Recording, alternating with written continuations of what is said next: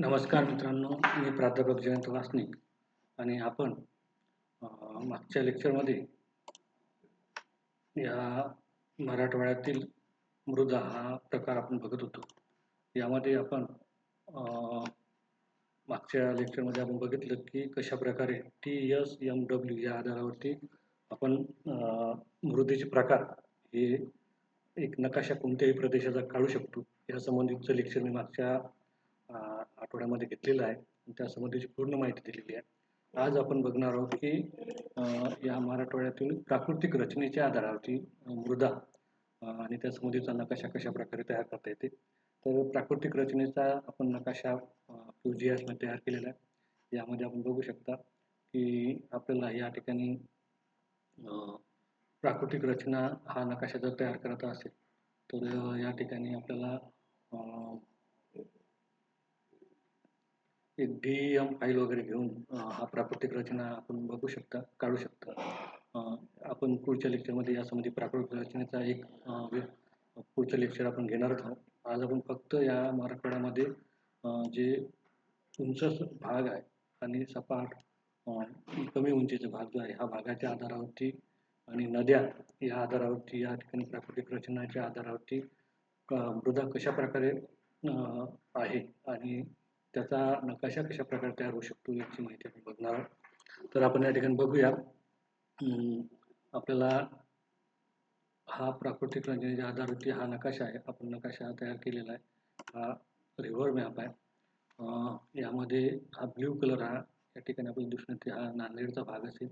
तर हा पूर्णपणे आपण बघू शकता हा जो भाग आहे हा पूर्णा नदी जी आहे पैनगंगा नदी जी आहे पैनगंगा नदीचा जो भाग आहे तर हा भाग या ठिकाणी दिसून येतो.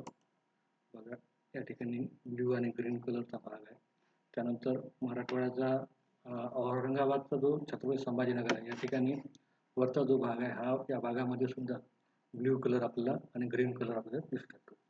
त्याचप्रमाणे या ठिकाणी जर आपण बघितलं तर ही गोदावरी नदी आहे. बघू शकता हे पूर्णतः गोदावरी नदी आहे आणि हा गोदावरी नदीचा भाग आपल्याला पूर्णतः ग्रीन कलरमध्ये असलेला आपल्याला दिसून येते. आणि हा यामध्ये आपण छत्रपती संभाजीनगर, जालना, परभणी आणि नांदेडचा भाग आपल्याला दिसून येतो. त्याचप्रमाणे या ठिकाणी आपण बघू शकता की काही भागामध्ये ज्याप्रमाणे धाराशिव हा भाग असेल तर या ठिकाणी सुद्धा थोडा आपल्याला हा चॉकलेटी कलर आणि व्हाईट कलर चा भाग दिसून येतो. हा अति उंच असलेला भाग दिसून येते. यामध्ये आपण बघू शकता याची उंची जी आहे व्हाईट कलरची जी आहे तर 827 हा जो 827 पेक्षा अधिक उंच असलेला भाग आपल्याला दिसून येते. त्याप्रमाणे आपल्याला हा जर भाग बघितला तर औरंगाबादचा जो मध्यवर्ती भाग आहे आणि दक्षिणेकडील उत्तरेकडील भाग आहे तर या भागामध्ये सुद्धा व्हाईट कलर आणि चॉकलेटी कलर थोडा हा कलर आपल्याला दिसून येतो. या ठिकाणी उंच भाग आहे. त्यात येलो कलर जो आहे हा आपल्याला मध्यम उंचीचा 423 463 ते 585 या दरम्यान असलेला भाग आपल्याला दिसून येतो. तर या आधारावर सुद्धा आपण सॉइल मॅप हा नकाशा तयार करू शकतो.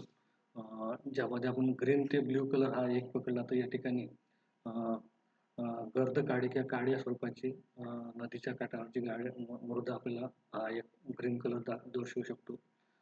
त्यानंतर हा येलो कलर जो आहे तर या येलो कलरमध्ये आपण बघू शकता या ठिकाणी गोदावरी काठच्या नदीच्या बाजूनच आपल्याला हा येलो कलर हा सुद्धा येलो कलर आपल्याला दिसून येते. या औरंगाबादचा जो दक्षिणेकडील भाग आहे या ठिकाणी सुद्धा येलो कलर दिसून येते.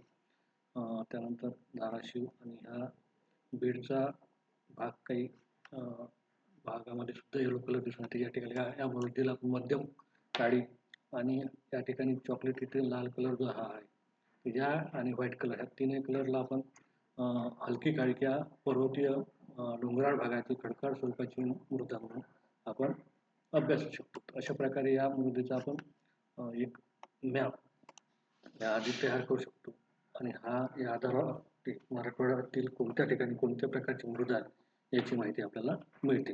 तर आपण अशा प्रकारे मृदेचे सर्वसाधारण ठळकपणे ते सर्वसाधारण जर आपण केले तर 3 प्रकारे आपण या ठिकाणी मृदा आपण तयार करू शकतो.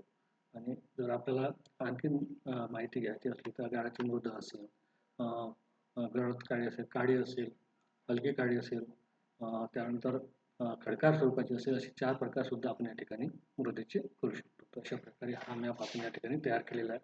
पुढच्या लेक्चरमध्ये या संबंधित नकाशा कशा प्रकारे तयार करायचा याची माहिती आपण बघणार आहोत. तोपर्यंत धन्यवाद.